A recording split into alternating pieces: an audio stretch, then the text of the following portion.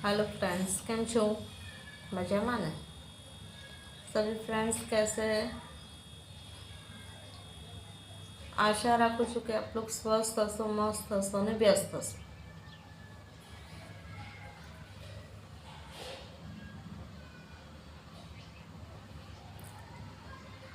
આજે કંઈક નવો ટોપિક લઈને આવી છું।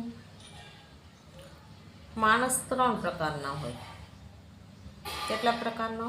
ત્રણ।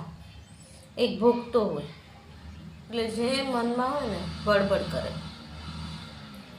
એના જે પણ એના કંઈ રાસ હશે, કંઈક એને જે બોલવું હશે ને એ મું પર બોલી દેશે,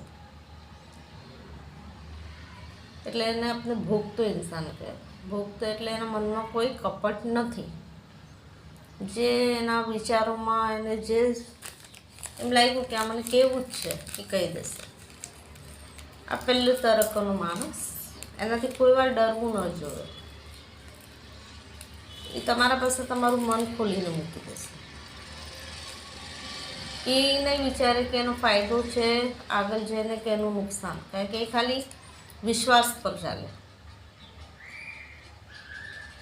કે ના, મારી સાથે હું જેના પાસે કોઈ પણ વસ્તુને વ્યક્ત કરું છું એનામાં મને નુકસાન નહીં થાય। અને એ બોલકનું વ્યક્તિ હોય, જે હોય બોલી દે। બીજું હોય ચતુર વ્યક્તિ, ચતુર માણસ। ચતુર માણસની શું ખાસિયત હોય ખબર છે? સાંભળે બધાનું જ, એડવાઇસ પણ બધાને દે, અને આવો શીખવા ભૂખ લાગી છે મને બધાનું સાંભળ્યા પછી નિષ્કર્ષ એનું નિષ્કર્ષ એવું હોય કે આપણે આ નસ ચેક કરી દઈએ અને એમાંથી એનો ફાયદો જોઈએ।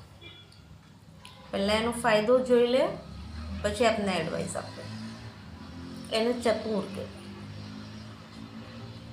એટલે પહેલાં પોતાનો ફાયદો નિકાલે, તમને તો વિશ્વાસ ધરાવે જ, તમારી વાતને કોઈ ઓલું ન કરે, હર્ટ ન કરે, સાંભળે બધું, પણ એ ચતુર હોય, ચતુર કાગડો કહે ને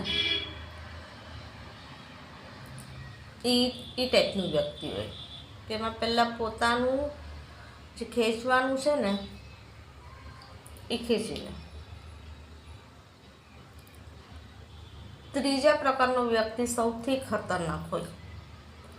હવે તમે કહેશો બેન તો જેને તે બળબડ કરે છે, બેનને ડૉક્ટરને બતાવવું જોઈએ છે ને, વિચાર આવે છે ને તમને? સત્ય ઘટના કહું છું, સત્ય વાતો કહું છું। ત્રણ પ્રકારના વ્યક્તિ હોય। ત્રીજો વ્યક્તિ જે હોય ને એ મીંઢો હોય। શું હોય?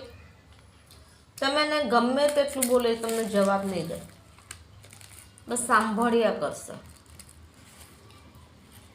અને એટલું સાંભળવામાં એનું આપણને બોલીને થાકી જશું ને, એને અસર નહીં થાય। પણ એ જે મીંઢો હોય ને એ માઇન્ડેડ હોય। ચતુર તો ખાલી પોતાનો ફાયદો નિકાલે, બોલકનું તો ખાલી બોલીને હટી જાય, પણ આ જે મીંઢું વ્યક્તિ હોય ને એ તમને ડસી નાખે, અને એટલી હદ સુધી ડસે ને કે ન તમે કોઈને કહી શકો, ન તમે સહી શકો। એ મીંઢા વ્યક્તિની ખાસિયત।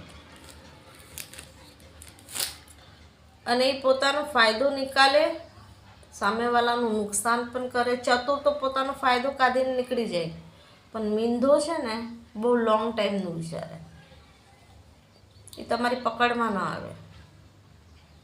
અને જો તમે એને પકડવા જાઓ તો એની વિનમ્ર વાતો સાંભળીને તમે પાછા હટી જાઓ કે બાપા આ તો બિચારું કેટલું ગરીબ ગાડી જેવું છે, કે બોલતું જ નથી, એને મીંઢું કહે।